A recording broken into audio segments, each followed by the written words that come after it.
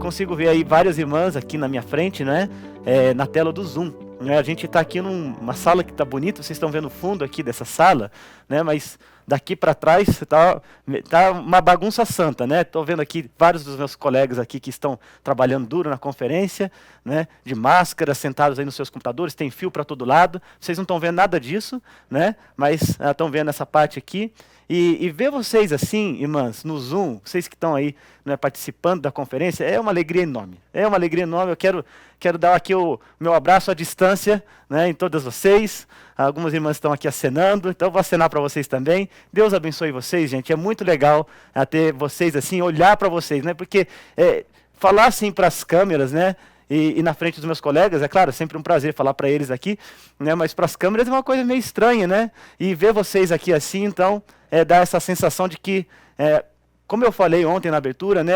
Eu que estou aí na casa de vocês, no lar de vocês, né? Então, quero dizer que me sinto assim, muito tocado em poder estar aí com vocês hoje e falar com vocês hoje.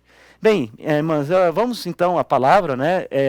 Nós temos aí um bom tempo para estudar as Escrituras, e nesses dias nós estamos ouvindo mensagens, né, e reflexões acerca desse tema que nós propusemos para as irmãs, aconselhai-vos mutuamente, né, o tema do aconselhamento, e nesse tema nós então temos ouvido aqui, sido desafiados, né, a ouvir a chamada bíblica para que através do aconselhamento nós possamos compartilhar sabedoria, né, da palavra de Deus, que ajuda as pessoas a alcançarem maturidade cristã, a alcançarem a santificação na sua vida. Né? E, então essa é a minha oração por vocês essa noite, né? E durante essa conferência toda, de que essa palavra que tem sido trazida às irmãs nos ajude a atender essa chamada que Deus dá a todos nós. Né? A chamada para o exercício desse ministério é uma chamada ampla nas Escrituras. Embora é possível, sim, que exista um ministério específico de aconselhamento, há também uma dimensão desse ministério que é para todos os cristãos. Né? Nós somos chamados a aconselhar uns aos outros, nós somos chamados a apoiar, suportar uns aos outros. E suportar aqui não é tolerar, como na nossa linguagem a gente usa hoje em dia. Suportar é servir de suporte, de apoio, não é? De ajudar as pessoas e de ministrar as pessoas assim com mutualidade. A Escritura chama a gente para fazer isso. Então, para meditar com vocês nessa noite, né, sobre como Jesus cuidava das pessoas, né, eu quero destacar alguns aspectos de como ele fazia isso, do ministério dele, porque Jesus, quando cuidava das pessoas, quando ele aconselhava, se a gente puder usar essa expressão, ele cuidava de todos os aspectos do ser da pessoa a quem ele ministrava. Ele ministrava as necessidades físicas, ele ministrava as necessidades emocionais e ele também ministrava as necessidades espirituais. Quer dizer, ele cuidava do corpo e da alma. Até porque Deus fez corpo e alma para serem unidos mesmo. Ele nos desenhou de tal maneira que as coisas da alma afetam o corpo da gente e as coisas do corpo também afetam a nossa alma. Então nós leremos uma história das Escrituras que mostra esse padrão de Jesus de cuidado com as pessoas. Mostra como ele age de modo completo na vida das pessoas a quem ele ministra. E para isso eu escolhi uma passagem do Evangelho que conta a história de uma mulher. Nós estamos numa conferência para mulheres, então me pareceu interessante focarmos na vida de uma mulher que é relatada aqui no Evangelho de Marcos. E a história dela é contada muito brevemente, mas a Escritura nos dá conta de que era uma mulher que enfrentou uma luta muito grande, um sofrimento muito grande e que teve um encontro marcante com Jesus. Eu sei que quando a gente pensa em sofrimento, que é o caso da mulher aqui de Marcos 5:21, a ideia do sofrimento não é estranha para nenhum de nós. Né? Quer dizer, não há ninguém aqui, de vocês que estão me vendo aqui no Zoom e que estão me vendo por outras ferramentas, que não tenha passado por alguma forma de sofrimento, ou que não lide com pessoas que enfrentam alguma forma de sofrimento. Não é? Quer dizer, a própria realidade da conferência que a gente está fazendo agora é uma evidência de que o sofrimento faz parte da nossa vida. Quer dizer, nós estamos distantes uns dos outros, nós estamos enfrentando uma pandemia terrível no Brasil e na Terra toda, né? Uma praga que está assolando a Terra, chamada coronavírus. E isso, de alguma maneira, tem sido um peso, né, de sofrimento, seja um sofrimento físico para aqueles que estão padecendo com a enfermidade, seja também um sofrimento emocional com com tudo que uma situação como essa traz para a gente. Porque o sofrimento faz parte da experiência humana. Né? A nossa chegada nesse mundo se dá por sofrimento, né? Seja da própria mãe, que dá a luz, como também da criança, que chega ao mundo chorando. Né? O poeta Drummond de Andrade ele falou isso, ele poetiza sobre o sofrimento, dizendo: como eu acordarei sem sofrimento? Como eu recomeçarei sem o horror? Como proteger-me das feridas que rasgam em mim o acontecimento, qualquer acontecimento? A Bíblia ensina para a gente que o sofrimento entrou no mundo como resultado da queda, do pecado de Adão e Eva. Eles transgrediram e começaram a sofrer. Imediatamente. Medo, pavor, confusão, foram alguns dos sentimentos que imediatamente eles passaram a experimentar, coisas que eles não sabiam antes e agora sabem, e isso trouxe sofrimento a eles. Eles não gostaram de nada disso, foram se esconder. De lá para cá o ser humano sofre, a terra sofre, a criação sofre. Né? O nosso lado da vida é marcado por sofrimento, é marcado por dor, é marcado por luto, por doença, por decadência física, por morte. Né? Nós estamos do lado de fora do Éden. Né? O nosso lado da terra produz cardos e abrolho. Então, a gente vive num ambiente de sofrimento. Isso sem falar no mal moral, quer dizer, a angústia, né? As guerras, os conflitos e tudo mais. Mas Deus, na bondade dele, ele nos visita, né, na nossa luta, no nosso sofrimento, na nossa dor, e ele se coloca do nosso lado, na nossa angústia. Ele nos permite passar por esses vales sombrios, mas ele promete que nas dores mais agudas que a gente tem, ele estará ao nosso lado. E a história da mulher que eu quero ler com vocês fala um pouco disso. Ela está lá no Evangelho de Marcos, capítulo 5, versos 21 a 35. Então, se você está aí com a sua Bíblia, eu peço que você pegue a Bíblia, abra lá nessa passagem, né, eu farei a leitura aqui, e você, por favor, acompanhe na sua Bíblia a leitura do texto bíblico que eu farei. Marcos 5, 21 a 35. Veja só o que diz o texto das Escrituras. Tendo Jesus voltado no barco para o outro lado, afluiu para ele grande multidão. E ele estava junto do mar. Eis que se chegou a ele um dos principais da sinagoga, chamado Jairo, e vendo-o, prostrou-se a seus pés e insistentemente lhe suplicou: minha filhinha está à morte, vem e impõe as mãos sobre ela para que seja salva e viverá.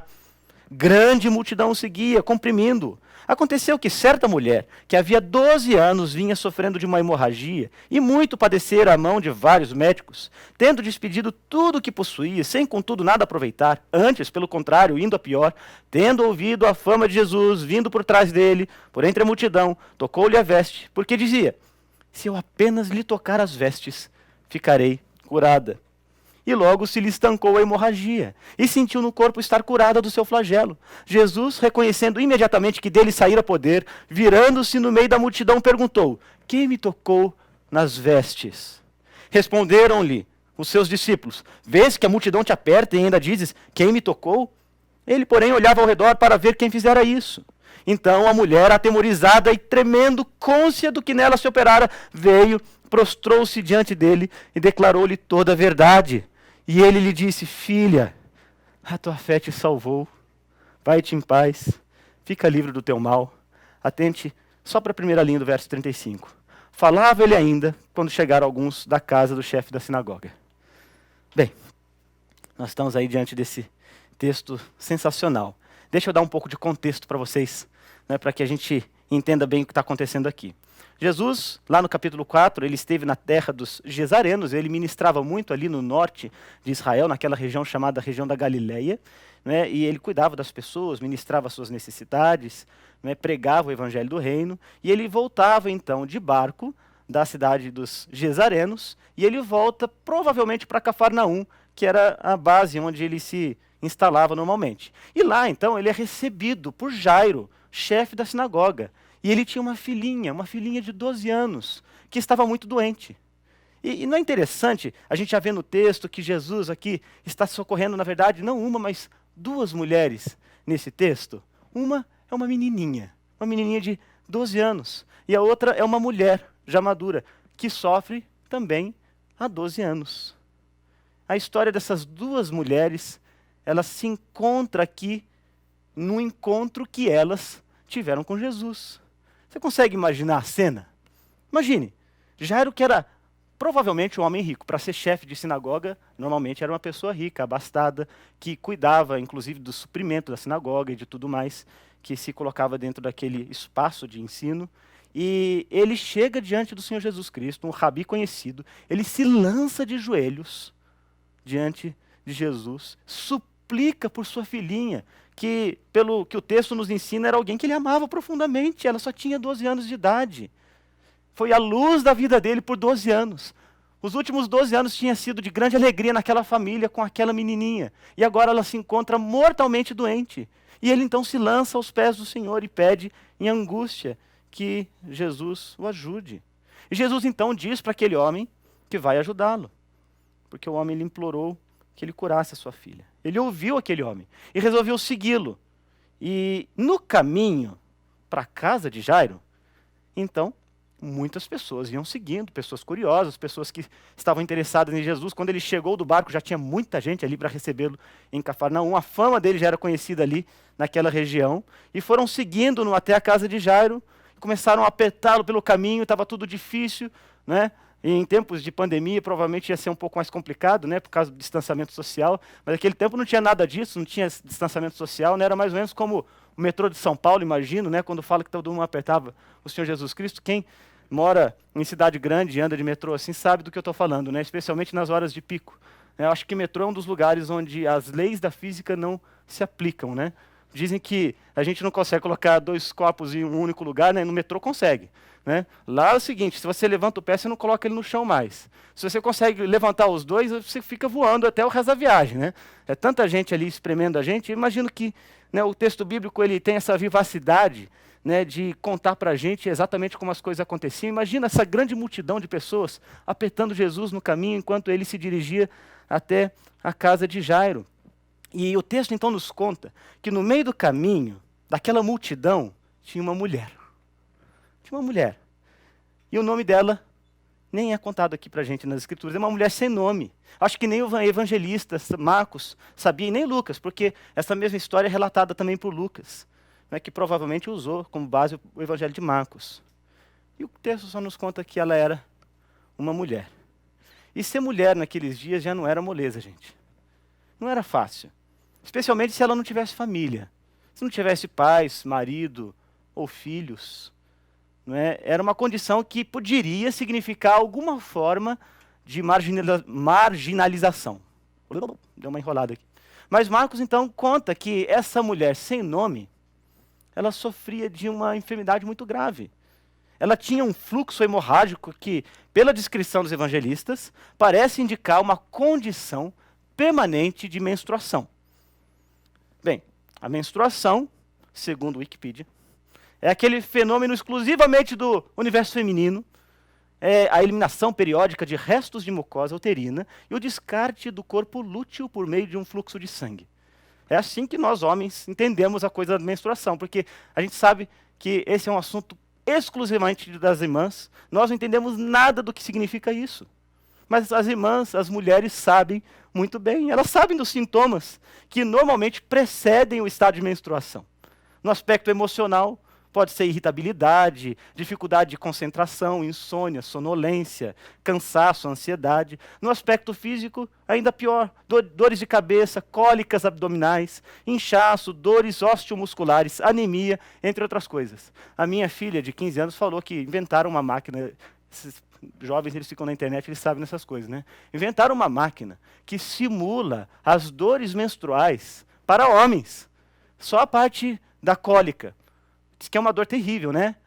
E aí ela falou assim, um dia você precisa passar por essa máquina. Eu falei assim, não, filho, eu não quero, não preciso passar por ela. Né? Mas é só para ilustrar como que essa coisa é violenta. Né? E essa mulher, então, da história, ela entendia muito bem dessas dores. Porque ela sofria dessa condição física, dessa enfermidade que a deixava nessa situação permanentemente. Ela sofria dessa hemorragia, o texto vai dizer para a gente, há muitos anos. Há 12 anos. Imagine só essa situação. As irmãs que passam por esse período, né, por uma semana ou alguns dias, né, tem todos esses sintomas, mas eventualmente ele se vai.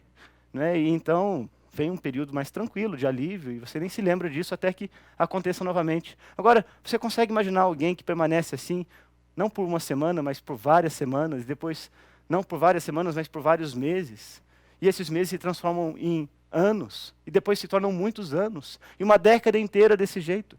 Essa era a condição daquela mulher. E além disso, é importante a gente lembrar que ela vivia na terra de Israel, na terra dos judeus. A lei de Moisés trazia algumas prescrições muito rígidas sobre como lidar com mulheres que estivessem vivendo o período do seu fluxo.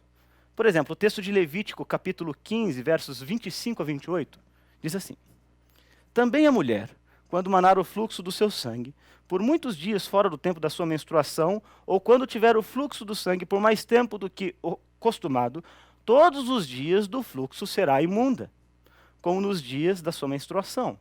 Toda a cama sobre a que se deitar durante os dias do seu fluxo ser-lhe-á como a cama de sua menstruação. E toda coisa sobre o que se assentar será imunda, conforme a impureza da sua menstruação. Quem tocar estas coisas será imundo, portanto lavará suas vestes, banhar-se-á em água e será imundo até a tarde. Porém, quando lhe cessar o fluxo, então se contarão 7 dias e depois será limpa. A imundícia, aqui é preciso esclarecer, é uma imundícia cerimonial, mas que impunha uma série de restrições muito graves para a mulher que estivesse vivendo o seu período. Então imagine a situação dela, 12 anos nesta condição, e certamente marginalizada, isolada socialmente, sem contato com pessoas, e provavelmente sem marido. Porque além da lei de Moisés, havia também o costume dos judeus. A tradição oral dos fariseus, a gente vê muito sobre os fariseus nas escrituras, eles tinham uma tradição oral que era a aplicação do entendimento que eles tinham da lei na rotina do dia a dia das pessoas. Eles chamavam isso de Mishnah. E a Mishnah tornou ainda mais rigorosa a aplicação da lei que a gente acabou de ler em Levítico. Ou seja, quem tocasse uma mulher que estivesse no seu fluxo seria considerado impuro. Se ela tocasse alguma pessoa, essa pessoa seria considerada impura. Tudo que ela tocasse seria impuro. Onde ela se deitasse, onde ela se sentasse, impuro. Portanto, ela não podia ir ao templo lá em Jerusalém, de jeito nenhum. Ela não podia frequentar as sinagogas, local para o aprendizado, ainda que houvesse uma área específica para as mulheres ali do lado de fora, não podia. Ela não podia participar das festas, as festas judaicas, aquelas para as quais as pessoas se dirigiam periodicamente lá em Jerusalém. Ela não podia participar dos jantares, os jantares que eram algo assim muito rico naquela comunidade, naquela cultura. Ela não podia participar de festas de casamento, de ajuntamento de pessoas. O texto nos diz que essa mulher estava sofrendo. Ela sofria pela enfermidade, e ela sofria os efeitos da enfermidade no seu corpo, as dores, os incômodos, as noites mal dormidas, a fraqueza. E ainda mais, ela sofria a dor do desprezo das pessoas. Um ponto adicional importante é que parece que não foi ela que trouxe esse sofrimento para si mesma. Muitas vezes, nós experimentamos dores e sofrimentos por coisas que nós fazemos. Eu ouvi o Dr. Augustus hoje falando naquela nossa mesa redonda, que é possível que a gente experimente dores e sofrimento por coisas tolas que nós fazemos, né, e que muitas vezes resultam em um efeito assim, né, de dificuldade, de luta na vida da gente. Mas não há nada na nossa história que diga para a gente que ela causou isso para si. A história já nos diz que por 12 anos essa mulher sofria. Ela estava num estado de grande miséria. E ainda mais, o texto bíblico nos conta que ela buscou auxílio. Ela não ficou parada. Ela buscou ajuda. Ela não se conformou com o seu estado, com a sua condição, né, e foi à luta. Foi corajosa. Ela buscou os melhores médicos, ela buscou os sábios, ela buscou os especialistas em cura. Aquele pessoal do coaching ia ficar animadíssimo com ela, ia vibrar com a fibra da guerreira, dizer que ela correu atrás do prejuízo, não ficou prostrada diante do sofrimento. E aí, qual que foi o resultado? Piorou. Né? Se já estava ruim, ficou pior, ela trouxe ainda mais sofrimento para si mesma. Talvez você até já tenha vivido uma situação assim, né? Quer dizer, a coisa já está muito ruim, e aí você tenta reagir, buscar uma saída, e se arrebenta um pouquinho mais. Às vezes acontece isso na vida da gente. Foi precisamente o que aconteceu com ela. Ela buscou os médicos, buscou ajuda, buscou os sábios. E o evangelista vai dizer para a gente que o estado dela piorou. Quer dizer, também naquele tempo a medicina não era lá essas coisas, né? Muito do tratamento que era dado para enfermidades dessa natureza era um tratamento baseado em superstições. Há um outro livro da tradição judaica, a Talmud, que é um livro que reúne, né, as várias tradições do judaísmo e que registra alguns dos tratamentos médicos daquela época. E é interessante, na Talmud é possível encontrar alguns tratamentos específicos para quem enfrentava a hemorragia como aquela mulher enfrentava. Então é de se supor que alguns desses tratamentos aqui, que eu vou ler para vocês, foi aquilo que foi recomendado a ela e ela ainda gastou todo o dinheiro dela com isso. Veja só. Pegue a goma de Alexandria com o peso de uma moeda de prata, um pouco de açafrão, um pouco de potássio, misture tudo com vinho, ferva e dê para a mulher que tem fluxo de sangue beber. Se isto não der certo, apanhe 3 camadas de cebolas persas, ferva no vinho e dê para ela beber, enquanto ela diz, vai embora fluxo, vai embora fluxo. Se não der certo, então coloque-a em uma encruzilhada, dê um cálice de vinho para ela segurar com a mão direita e mande alguém para lhe dar um susto e dizer, vai embora fluxo, vai embora fluxo. E se isso não der certo, cave 7 valas, queime ramos de uvas neles, faça assentar em cada uma das valas. E a cada vez que se assenta, dizer, vai embora fluxo, vai embora fluxo. Entre outras coisas. Eu selecionei só alguns, tinha algumas outras que eram até mais bizarras do que essas. E o texto vai dizer para a gente que essa mulher gastou todo o dinheiro dela, provavelmente com esse tipo de tratamento aqui. Então não é à toa que Marcos vai dizer para a gente que ela fez o tratamento e piorou. Quer dizer, além de tudo isso, ainda passou essa vergonha tão grande, não é? De tentar coisas assim que não tinham nenhum tipo de solução. Não é? E no final das contas ela ainda ficou quebrada, né? Sem dinheiro. Não é? Financeiramente foi mal, porque ela gastou todos os seus haveres com isso. Gente, olha só que história mais dramática essa, a da mulher sem nome que Marcos conta pra gente. Mas sabe de uma coisa? A mulher sem nome, ela tinha talvez aquilo que era mais importante na vida dela, que é fé. Aquela mulher tinha fé. Ela não é alguém que tentou simpatias. Ela fazia parte da comunidade dos judeus. Ela cresceu aprendendo a lei de Moisés. O templo fazia parte da sua tradição. Certamente ela frequentou o pátio das mulheres no templo antes da sua enfermidade. E é possível que, além da medicina que ela tentou, ela buscou também o conselho de pessoas sábias. É possível que ela tenha orado, clamado a Deus, buscado a Deus. Talvez ela tenha feito sacrifícios específicos no templo, pedido ajuda de levitas e sacerdotes, e não deu nada. Não teve resposta de Deus, não teve respostas do alto, não teve auxílio divino, não teve um milagre especial acontecendo na vida dela. 12 anos, sem nenhuma mudança de cenário. Pelo contrário, o sofrimento persistia, seguia adiante, mês após mês, ano após ano, 5 anos depois, 7 anos depois, 10 anos depois, 12 anos depois, era a mesma coisa. Será que você já experimentou alguma coisa assim? Tempos e tempos e tempos, sem nenhuma resposta de oração? Parece que não tem alento, a coisa está ruim, e aí piora ainda um pouco mais. Não tem alívio, é um sofrimento atrás do outro. É como se Deus não ouvisse o seu lamento e não visse o seu sofrimento. Esse tipo de sofrimento prolongado que a mulher de Marcos experimentou, que é um sofrimento tal que parece que não tem nenhuma solução, é uma situação tão dramática que ela pode sim amargurar a vida das pessoas, pode amargurar a vida daquela pessoa. Porque há muitas emoções que correm na vida de alguém que enfrenta uma luta tão dura como essa. Ansiedade à prostração, irritação à tristeza, ceticismo e falta de fé a um sentimento de abandono. São coisas que podem até levar a pessoa a um estado de depressão ou a uma alienação de outras pessoas ao seu redor, ao afastamento de Deus, ao esmorecimento da fé. Mas parece que a mulher sem nome de Marcos, da nossa história, perseverou na sua fé.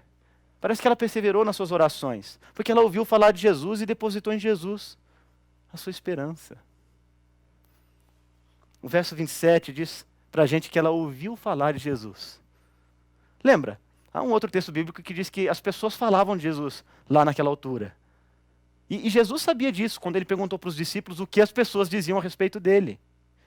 E ela foi alguém que ouviu a respeito de Jesus. Ela ouviu da fama de Jesus, o texto nos diz. E ela pensou consigo mesma: quem sabe se eu tocar na orla do manto dele. Ele, como um rabi, um mestre, ele normalmente usava um manto sobre a sua roupa. Quem sabe se eu fizer isso, eu serei curada. Só que o risco de fazer uma coisa assim era grande. Era grande porque, veja só, Jesus era um rabi conhecido, lá em Cafarnaum. Ao tocar Jesus, o que aconteceria com Jesus? Aos olhos daquela população toda e também segundo a lei de Moisés. Ele ficaria impuro, por causa da condição dela. Mas ela, com um misto de coragem e medo, com uma certa determinação e talvez incerteza, com fé e talvez uma pitadinha de dúvida, ela se aproximou de Jesus, foi por detrás dele, tocou ali na orla das suas vestes. E imediatamente ela percebeu que alguma coisa maravilhosa aconteceu com ela. Ela sentiu no seu corpo a cura. Ela sente que o seu corpo estava livre da doença. Talvez você já tenha experimentado essa sensação, né? Todos nós, aliás. Se em algum momento a gente tem uma gripe, uma febre, uma sensação que deixa a gente esmorecido, enfraquecido, a gente toma um remédio, vai dormir, e no dia seguinte a gente acorda bem. A gente sabe que não tem mais aquela febre, que a gente não tem mais aquela sensação, e o alívio é imediato, a gente percebe isso. Então imagine como foi naquela mulher que por 12 anos tinha aquelas dores terríveis, e aquela condição tão difícil, e de repente ela sabia que estava curada, ela percebeu isso no seu corpo. Imagina a alegria dela. E também o espanto diante do que aconteceu. A confusão mental, mas também, ao mesmo tempo, a felicidade, essa mistura de sentimentos de alegria, de medo, de certeza e pavor.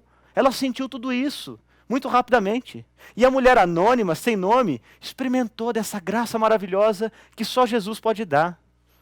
Só que a cura que Jesus deu ainda não era suficiente. Não é para ser assim. Não é assim que a nossa relação com Jesus se dá. Note bem, Jesus ele acolhe a fé daquela mulher, porque foi por meio da fé que ele exerceu aquela cura. Mas ele também aperfeiçoa a fé daqueles que ele recebe. Era preciso que ela também viesse a Cristo, que ela confessasse Cristo. Era necessário que ela estabelecesse ali uma relação entre ajudado e ajudador. E Cristo faz isso quando ele começa a procurar pela mulher. Jesus sabia que alguém de fé havia se aproximado dele. Ele perguntou aos discípulos quem o tocou. Mas Jesus faz essas perguntas, não tanto para os discípulos, mas para ela. Ele queria que ela ouvisse aquela pergunta, para que ela soubesse que ele sabia que ela o tocou. Então ele encontrou aquela mulher. E o texto diz que ele olhou para ela. E é possível que ele tenha fitado aquela mulher nos olhos. E quando ela se deu conta que Jesus estava olhando para ela, que ele sabia o que tinha acontecido, ela então chega diante do Senhor Jesus Cristo. Porque ele sabia, Jesus sabia quem era aquela mulher. Ele sabia da sua condição. Ele sabia do seu sofrimento. Ele sabia da dor que ela experimentava. Ele sabia da história daquela mulher. E ele olhou para ela e ela agora não podia mais se esconder de Jesus. Caiu aos pés de Jesus e fez como o Jairo fizera lá no começo da história. Se prostrou diante dele. Caiu aos seus pés em adoração e louvor e declarou tudo o que aconteceu. Não é isso que o texto diz? Declarou-lhe tudo o que lhe acontecera. Ou seja, ela contou para Jesus a sua história. E presta atenção, Jesus ouviu. E aqui nós temos uma resposta muito apropriada para a manifestação da graça de Deus nas nossas vidas. Quando Deus nos abençoa de maneira tão impressionante, como aconteceu com aquela mulher, nós nos prostramos em adoração, em louvor, confessamos Jesus, reconhecemos os cuidados dele para conosco, louvamos a graça com a qual nós somos agraciados. E sabe o que aconteceu? Jesus ouviu as palavras daquela mulher, ele ouviu cada palavra que ela tinha para dizer a ele, ela contou a história dela para ele. Ele entendeu o sofrimento dela, ele se interessou em ouvi-la e ainda chamou aquela mulher de filha. Você sabe que esse aqui é o único texto nas Escrituras que a gente tem em que o Senhor se dirige a uma mulher chamando-a de filha? Isso é muito marcante, porque a mulher que não tinha nome na história, agora é filha do Senhor Jesus Cristo. A mulher desprezada, marginalizada, sofrida, ela foi acolhida por Jesus e recebida como filha. É uma expressão carinhosa, afetuosa de alguém que tem um relacionamento real e íntimo, como Jairo tinha com a sua filhinha de 12 anos. Como Jairo que chorava aos pés do Senhor Jesus Cristo por sua filhinha, que era a luz da sua vida, e que agora estava à morte, era sua filha. Jesus também olha para ela e diz, você está há 12 anos nessa condição, e é minha filha.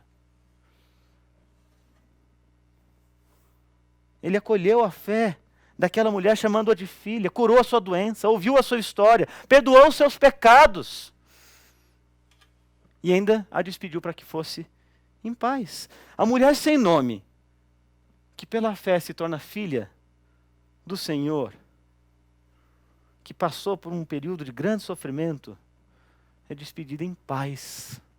Em paz. Vai em paz, minha filha. Vai em paz, está tudo bem. Você está livre do seu mal. E aí tem aquele verso 35, que eu destaquei aqui. Falava ele ainda.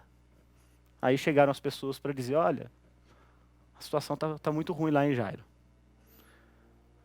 Essa é a história da mulher que sofre. E eu queria extrair dessa história algumas aplicações para nós. De como nós podemos aprender com o Senhor Jesus Cristo. Há duas aplicações que eu gostaria de extrair dessa história. Uma é aquilo que a gente pode aprender com a mulher que sofre. A outra é aquilo que a gente pode aprender com aquele que cura. Então nós vamos pensar um pouco na mulher que sofre. Porque, de alguma maneira, ela é um modelo para todos nós. Que aponta para essa realidade que desde Eva e Adão vem assolando a terra, que é a realidade do sofrimento. Ninguém está livre do sofrimento. Foi Francisco Otaviano que disse naquele poema, esse gaúcho conhecido, que disse que o homem sofre. O sofrimento faz parte da nossa história, faz parte da nossa vida, da nossa trajetória. A gente não passa pela vida em brancas nuvens. A gente sofre. Se você não sofre, você é um espectro, você não é um ser humano. E o crente não está livre do sofrimento. Ela ensina isso para a gente, que mesmo alguém de fé não está isento da realidade do sofrimento, das dores, do luto, das perdas, dos dramas, dos dilemas, dos problemas. Eles fazem parte da nossa vida, fazem parte da nossa realidade. Não há nada na Escritura que prometa que nós estaremos livres desses problemas na nossa vida. E ainda mais, ela ensina para a gente que a realidade desses problemas nem sempre tem uma explicação ou uma causa à qual a gente consiga chegar com facilidade. Nem sempre. Nem sempre a gente consegue entender nos caminhos da providência porque uma determinada situação de sofrimento surge na vida da gente. E nem porque esse sofrimento se prolonga, às vezes, por muito tempo. Às vezes isso não faz sentido nenhum para a gente. Nas Escrituras nós temos algumas histórias que contam também sobre o sofrimento de personagens importantes. A mais marcante talvez seja a de Jó. Mas a gente sabe aquilo que aconteceu antes e depois. Só que Jó, no refrega da vida, ele não sabia de nada disso. Assim como a história de José, que também nos é informado ali tudo o que aconteceu nos bastidores ali entre os irmãos e a trama que fizeram com ele, mas ele não sabia. Só mais tarde que ele foi entender. E às vezes a gente nem chega a ponto de entender a causa do sofrimento. Nem todo sofrimento tem uma explicação. E nem todo sofrimento é sinal de desaprovação de Deus. Nós temos uma passagem das Escrituras que Jesus explica que aquele homem cego, ele estava naquela condição para que a glória de Deus se manifestasse na vida dele. Nós não sabemos as causas do sofrimento, mas nem sempre há aquela relação que nós muitas vezes somos tentados a fazer, como os amigos de Jó fizeram. Se está sofrendo é porque deve ter feito alguma coisa errada. Se está sofrendo é porque pecou e Deus está castigando. E esse tipo de mentalidade que não encontra eco nas Escrituras, que não tem fundamento teológico, mas que muitas vezes nós somos tentados a abraçar para tentar achar uma causa racional para um grande problema que a gente vive. O sofrimento nem sempre é sinal de desaprovação de Deus. E ainda mais, essa mulher ensina para a gente que nem sempre Deus vai livrar a gente do sofrimento. Nem sempre as nossas orações serão respondidas na hora que a gente quer e do jeito que a gente quer. Mas ainda assim a gente deve perseverar nas orações, como ela perseverou na luta contra o sofrimento, na nossa dependência de Deus, na nossa fé. Ela perseverou na fé. Mas mais do que isso, há um outro ponto que a mulher que sofre ensina pra gente. É que todo o nosso sofrimento, toda a nossa luta, todos os nossos problemas são conhecidos por Deus. Deus sabe. Deus sabe o que está acontecendo. Deus sabe o que está acontecendo na sua vida. Deus sabe dos seus dramas. Deus sabe das suas lutas. E Deus muitas vezes usa o sofrimento para aperfeiçoar a fé da gente, para amadurecer a fé da gente, para embelezar a fé da gente, para adornar a fé da gente, para fortalecer a confiança que a gente tem nele, para aumentar a nossa dependência exclusiva de Jesus. A mulher sem nome nos ensina e também nos conforta com a realidade de que o Senhor, o ser mais belo que há, mais santo, mais reto, mais bendito, mais glorioso de todo o universo, aliás, o próprio Criador do universo, dos céus e da terra, Ele sabe quem você é. Ele te conhece, como Ele conhecia aquela mulher. Ele é o Senhor e Ele te conhece desde quando você foi formada no ventre da sua mãe, como disse, aliás, o salmista. Lá no ventre da sua mãe, quando você ainda era uma substância informe, Ele já te conheceu. Ele esteve contigo durante todos os dias da sua vida, mesmo quando você não percebeu a presença dEle. Ele é o Senhor que conhece a sua história. Ele conhece os seus 12 anos de sofrimento. Ele sabe das suas lutas. Ele sabe dos seus problemas e Ele se importa. Ele é o Senhor que ouviu cada uma das suas orações. Ela ensina isso para a gente. É o Senhor que conhece cada uma das lágrimas que um dia você derramou. Ele conhece todas as suas fraquezas. Ele sabe, inclusive, dos seus fracassos. Ele conhece os seus segredos. E Ele é o Senhor que, sabendo de tudo isso, olha você nos olhos. Como Ele fez com aquela mulher. Ele chama você de filha. Ele te ouve. E Ele fala com você.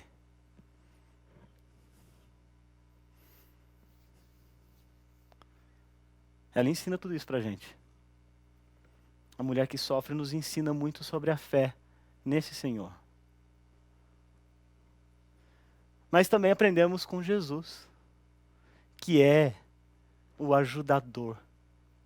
E se nós estamos sendo chamados a aconselhar uns aos outros, ou nos aconselharmos mutuamente, nós temos em Jesus o grande paradigma, o grande modelo, aquele que nos ensina como é que nós também servimos e amamos as pessoas da mesma maneira como Ele amou. Jesus é um conselheiro que, em primeiro lugar, Ele entende as necessidades físicas das pessoas. Ele entendeu a natureza do sofrimento agudo e das dores daquela mulher. E de um modo todo especial, Ele curou a mulher. Aquela condição de saúde precária que trazia dores, incômodo, ostracismo público, confusão. Jesus entendeu isso. Ele entendeu isso com graça e com sensibilidade. Ele não ficou zangado da mulher ter tocado na orla das suas vestes. Ele não ficou preocupado se ele se tornaria impuro. Porque precisamente é isso que ele faz também, não é? Ele recebe a nossa impureza para nos conceder a pureza que é dele. Mas ele foi sensível àquela mulher e curou aquela mulher. E sabe de uma coisa? Isso ensina uma lição importante para a gente. Não é? Ensina a que tenhamos esse mesmo tipo de olhar que Jesus tinha, com discernimento e sensibilidade aos problemas das pessoas. São problemas reais, que afligem as pessoas e que muitas vezes impedem-nas de fazer muitas coisas que se espera que elas façam. Nós não temos o poder de Jesus para curar pessoas, embora ele ainda possa fazer curas miraculosas. Mas nós devemos ser capazes, como Jesus, de reconhecer o sofrimento emocional e espiritual das pessoas e de nos empenharmos tanto quanto possível para oferecer uma direção segura para elas, dando sensatez, direção, graça, sensibilidade, favor. Muitas vezes, as pessoas que vêm a nós numa condição tão precária, de miséria, de luta, às vezes elas precisam tomar um copo de água, às vezes elas precisam deitar e dormir, às vezes elas precisam sentar um pouco e respirar. Quantas vezes não é, a condição de irritação, de ira, de raiva, de confusão mental, pode ser aplacada com a sensibilidade para uma necessidade física. E o Senhor Jesus Cristo, ele viu isso naquela mulher, ele curou aquela mulher primeiro. Porque ela estava sofrendo, ela estava com dor. Antes até mesmo de ele ouvir aquela mulher, de falar com ela, ele cuidou dessa necessidade que ela tinha. E ele oferece esse modelo para nós, de olharmos para essas pessoas que sofrem ao nosso redor com essa mesma sensibilidade. Como quando, por exemplo, ele cuidou das pessoas na multiplicação maravilhosa dos pães. Ele viu aquelas pessoas. Primeiro ele viu. E às vezes a gente tem tanta gente diante da gente e a gente não vê as pessoas, né? Mas Jesus, ele vê as pessoas. Ele sente compaixão, porque são como ovelhas que não têm pastor. Ele ministra essas pessoas e depois alimenta. É essa maneira como Jesus cuida da gente. E isso estabelece esse modelo para que nós possamos também olhar para as pessoas com esse mesmo tipo de sensibilidade para alguma necessidade física que ela tenha. Encaminhando, quem sabe, para um médico, para alguém que possa ajudá-la. Mas ainda mais, Jesus é um conselheiro que, além de conhecer as necessidades físicas, ele também entende as necessidades emocionais de quem ele ajuda. Quando aquela mulher foi curada pelo Senhor Jesus Cristo, ela poderia ter ido embora. Ele poderia ter seguido para ajudar a filha de Jairo, que aliás estava numa situação até mais grave do que ela, porque ela estava quase morrendo. Mas não. Ele parou para ouvir aquela mulher. O texto diz que ela contou tudo o que tinha acontecido com ele. E ele ouviu. Jesus ouviu com interesse aquilo que aquela mulher vinha sofrendo por 12 anos. Um longo período, imagina só, no meio daquela multidão toda. Ele parou para ouvir aquilo que ela tinha para dizer. E assim ele também ensina a gente a ter esse mesmo tipo de ministério, de ouvir. Você já parou para pensar que Deus é o maior ouvinte de todos? Quantas milhares de milhões de orações estão subindo a Deus nesse exato instante? Né? Às vezes as pessoas falam com a gente, né, e a gente está meio distraído e não consegue prestar atenção no que está sendo dito. Mas Deus ouve todas as coisas, todo o clamor e toda a súplica e toda a oração chega diante de Deus e Ele é um ótimo ouvinte. Ele ensina a gente também a ser ouvinte como Ele é. Ele ouviu a história daquela mulher. Ele não estava ministrando para uma multidão. Veja só, eu estou falando com vários de vocês aqui nessa conferência, né? E Jesus, ele, quando falava às pessoas, ele se dirigia de modo muito pessoal, muito específico, àqueles a quem ele ajudava. Não era aquela coisa genérica, não é? Sensacionalista, não. Era pessoal, íntimo. Se a gente vai ajudar pessoas, a gente precisa estabelecer um tipo de relacionamento como esse que Jesus estabeleceu, embora tenha sido num período breve. Ele parou para ouvir, para entender o que estava acontecendo na vida daquela mulher. Ela já tinha sido curada, mas ele queria ouvir, porque isso aliviou as dores emocionais dela. Se, por um lado, ela pôde desabafar sobre todo o sofrimento que ela teve ao longo daqueles anos, também ela pôde celebrar do outro lado. E quando a gente sofre, a gente precisa de alguém para desabafar, e quando a gente tem uma grande vitória, a gente precisa de alguém para celebrar. Essas coisas a gente não faz com distanciamento social. Deus fez da gente esse ser humano assim, como Ele mesmo, relacional. Deus é relacional em si mesmo, Pai, Filho e Espírito Santo que se amam desde a eternidade. E Ele fez nós, que somos portadores da sua imagem, seres relacionais, para vivermos em comunidade. E Ele então ouviu aquela mulher, mesmo tendo um assunto urgente para resolver, Ele deu atenção para ela. E às vezes, se nós queremos aconselhar pessoas, nós devemos ser como Jesus, dar atenção para as pessoas. Quantas vezes, apenas em ouvir o problema de alguém, essa pessoa já sente um grande alívio? Quantas vezes uma pressão tão grande de um drama terrível é aliviada porque alguém simplesmente parou para ouvir um desabafo? Quantas vezes uma alegria tão grande que é incontida é também compartilhada, de modo que a gente sente a alegria de celebrar uma vitória que Deus deu para a gente? É assim que Jesus agiu com ela. É assim que Ele chama a gente a agir com o nosso próximo. Ainda mais, e caminhando aqui para a nossa conclusão, Jesus também ministrou as necessidades espirituais daquela mulher. Ele cuidou das necessidades físicas, como um bom conselheiro. Como um bom conselheiro, Ele ouviu aquela mulher, deu atenção para ela, para as coisas que ela tinha para dizer, ouviu. E Ele também ministrou àquela mulher as suas necessidades espirituais, quer dizer, Ele ensinou. O texto bíblico diz isso para a gente. O verso 35 diz que, além de ouvir, Ele ainda falava muitas coisas. Aquela mulher, e aqui, gente, Ele não usou daquelas generalidades, das frases de efeitos, de clichês e de bordões, que às vezes a gente vê por aí, não é? Palavras de vitória. Ele não foi um coaching evangélico, só para dizer algumas coisas gerais ou genéricas para aquela mulher, não. Ele foi lá no âmago, né, da vida dela, da história dela. Fica livre do teu mal, Ele disse. Ele sabia que ela vivia um flagelo terrível, porque Ele ouviu, porque Ele curou. Os teus pecados estão perdoados. Jesus, Ele ministra a maior necessidade do coração dela, que é a necessidade de todo ser humano, reconciliação com Deus. É a paz que nós encontramos no perdão que só Ele dá. É por isso que, além de acolher a fé daquela mulher, como nós vimos lá atrás, Ele também aperfeiçoa a fé daquela mulher. Ele o faz pelo ensino, pela ministração. Ele confortou aquela mulher com a certeza da salvação e ainda disse palavras de consolo, dizendo que ela vai viver em paz. Olha, vai em paz, você está livre, fique tranquila. Ele deu segurança para aquela mulher por aquelas palavras que Ele dirigiu a ela.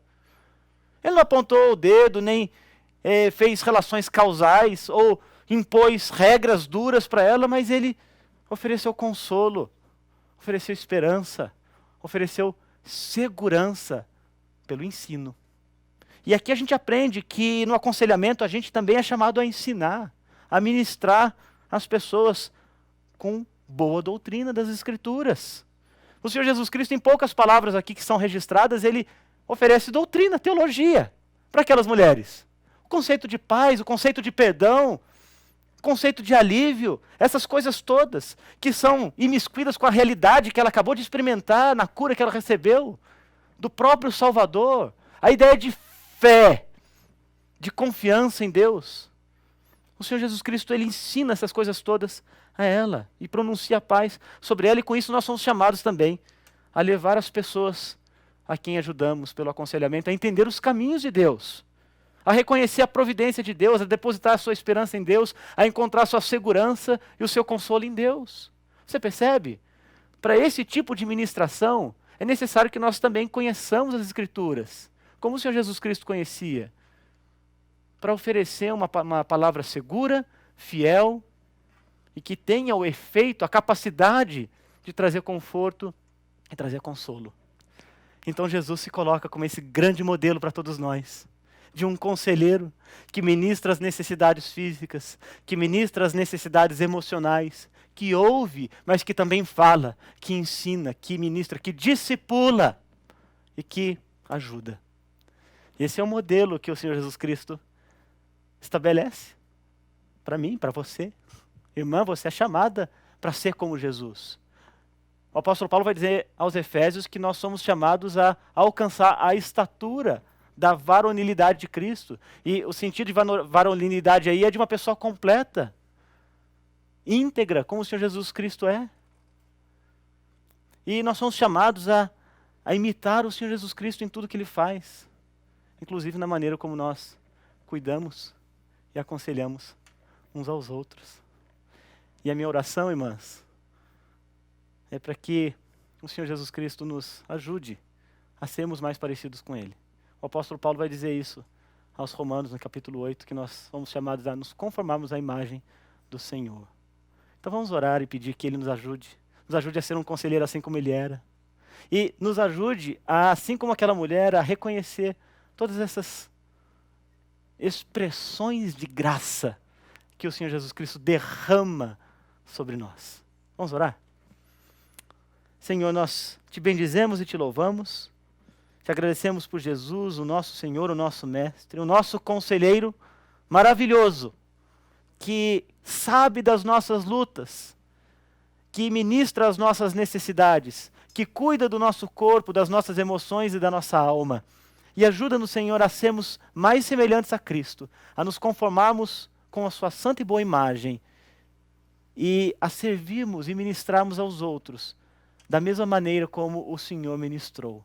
Dá-nos esta graça, Senhor, para que a luz do Evangelho brilhe em nossas vidas e o Senhor seja glorificado em nossas vidas. Nós oramos em nome do nosso maravilhoso conselheiro, o Senhor Jesus Cristo. Amém.